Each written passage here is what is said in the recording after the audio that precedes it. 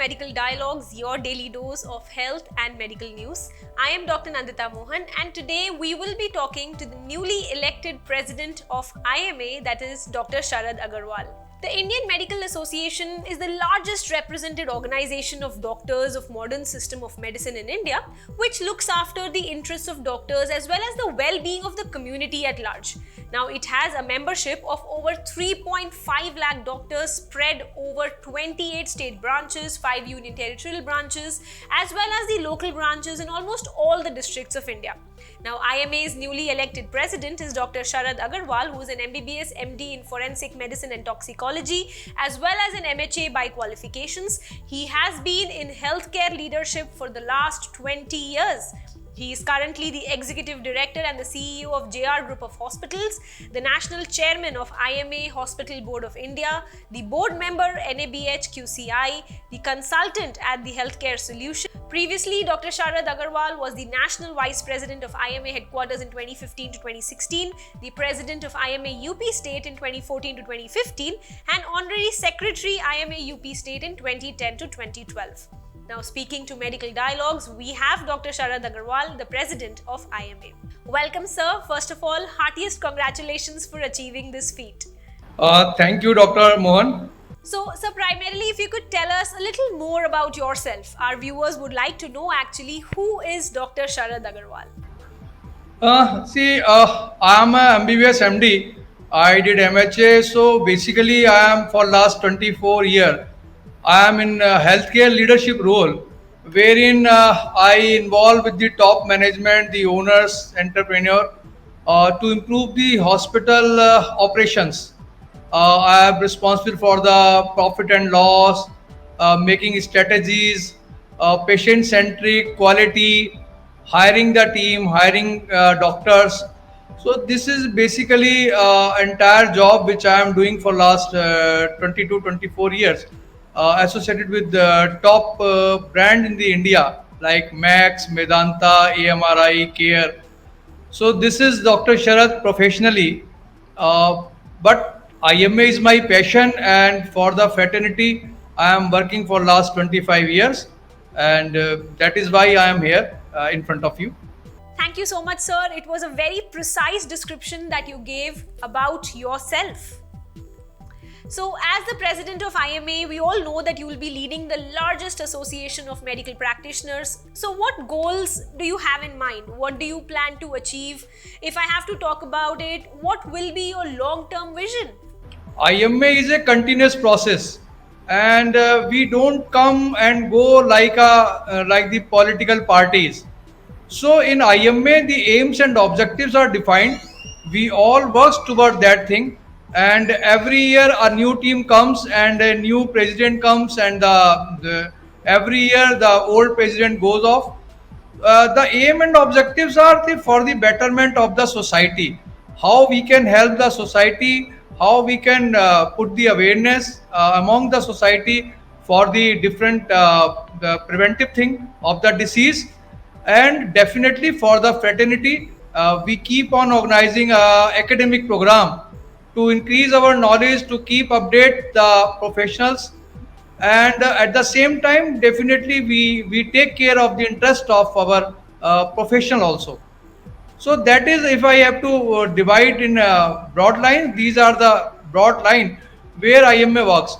And last but not the least, we also coordinate and increase the communication with the government to help them in the government policies, how the modern medicine doctors help the government to commence their health program for the society.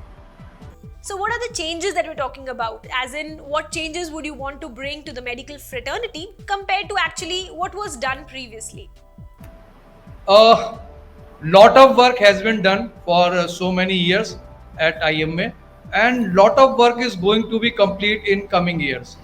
My priority would be, number one, there should be a central act against the violence on the doctors and the doctor establishment. This is the need of the hour, because you must have heard and you must have seen that every day there is a violence against the doctor or the establishment. and the police of the local thana, they are not well versed for the act, what act has to be put. Invariably they put 304 against doctor, which is not in their purview.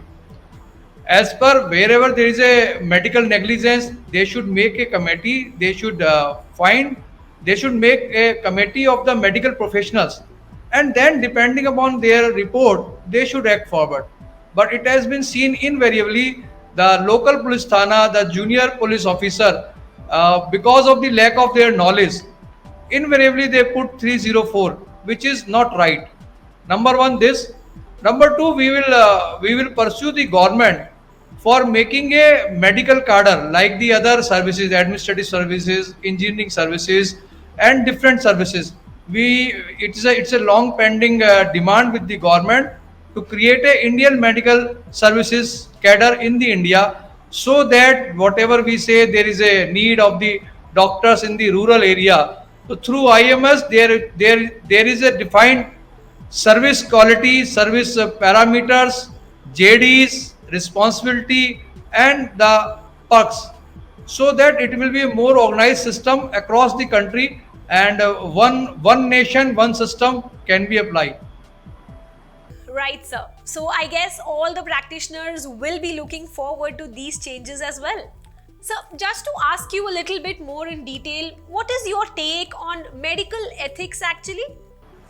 Uh, Medical ethics, lot of people talk about the medical ethics, but I doubt, hardly very few know about the medical ethics. It's a term, now it is a fashion that everybody asking for the medical ethics. But I tell you one thing, you show me any profession where the ethics is in curriculum. In medical profession, medical ethics is in the curriculum, and during our undergraduation we have to pass that subject, then only we are promoted to go to the next year. So it is in our blood, medical ethics is in our blood. All the doctors follow this, and exceptions, see, 0.1%, 0.2% exceptions are average everywhere. Even if we say the perfection, even a perfect black body is not 100% perfect black body as per the scientists. So I agree. There may be some deviation of 0.1, 0.2%, but by and large, we all the modern medicine allopathic doctor, we have been taught the ethics, we follow the ethics, and we are working as per the medical ethics. Ethics is more frequently, linked with the drugs, that doctor prescribe this drug, doctor prescribe that drug. But I tell you one thing, the rates of the drugs decide by the doctor, by the government, not by the doctors. And as there is a very fancy talk in the country that doctor should write the generic drug. Okay, we are ready to write the generic drug, but then why the branded drugs are manufacturing in India then? If doctor supposed to write only the generic drug, then there should not be any production of the branded medicines. And if branded medicines has been producing in India, then doctor is the best person to decide then which drug has to be or which brand has to be given to the patient. It is the doctor who should decide, not the other pupil, the pharmacist or the medical shop owner, who decide that which product they want to give, and doctor only write the generic. So I think this is unfair. This is very unfair. Either we should stop production of the other brand in the India, and then definitely we will write the generic drug. We have no objection in writing the generic drug.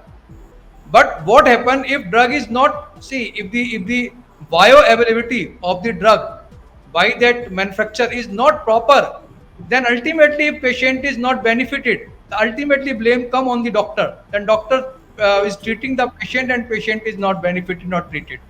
So doctor has to see also that whatever drug he is prescribing, it has the right bioavailability, so that patient could get the right dose in the right time.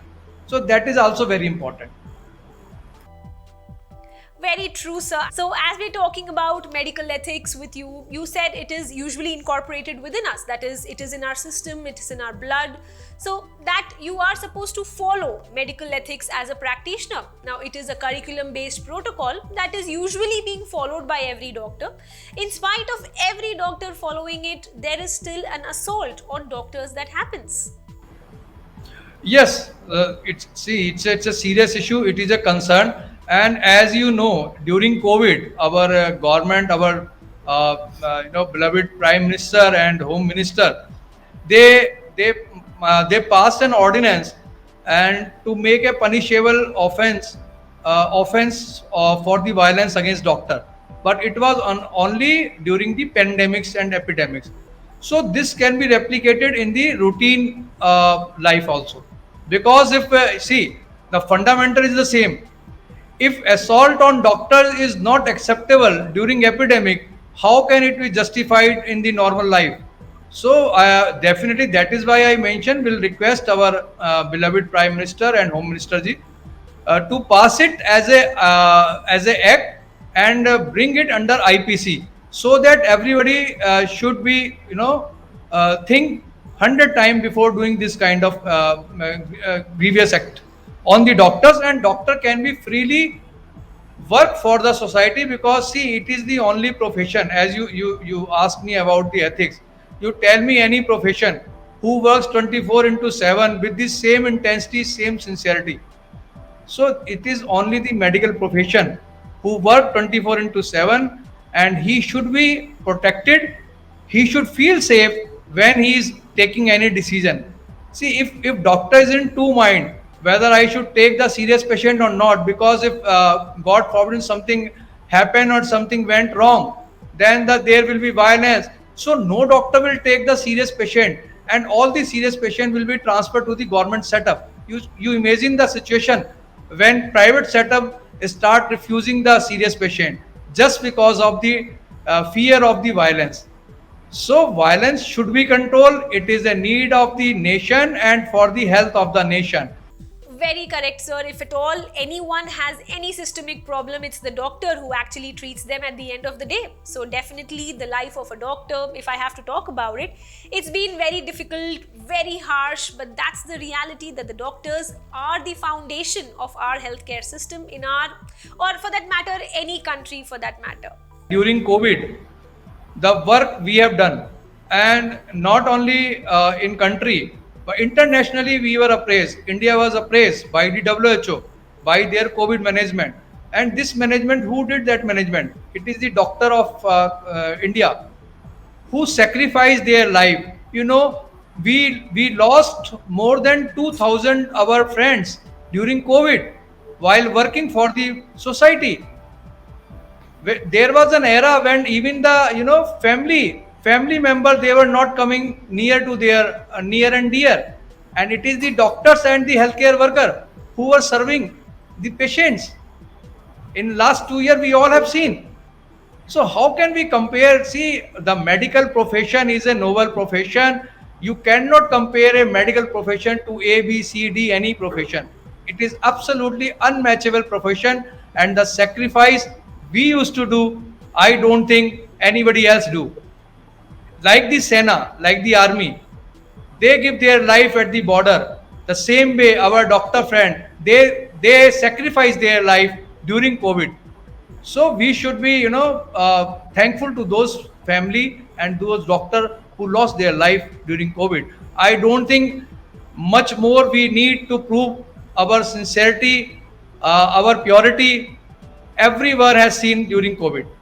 So that is our ethics in our blood and sacrifice in our blood. We know that when we choose this profession, we have to go for the sacrifice. We have to do a lot of sacrifice. We sacrifice the family time. We sacrifice our family member. So what else you want from doctors? I think the doctors and the healthcare system as a whole have done a commendable job during the pandemic phase in our country. We have actually come out victorious, I would say. So thank you so much, sir. It was really lovely talking to you, and heartiest congratulations once again for achieving this commendable feat. Thank you for giving us all your valuable time and effort. We had a wonderful session with you. Thank you very much. Long live IMA. Jai Hind, Jai Bharat. That's all for today. Stay tuned to Medical Dialogues for latest updates. Never miss a medical update from Medical Dialogues. Like, subscribe, and press the bell icon.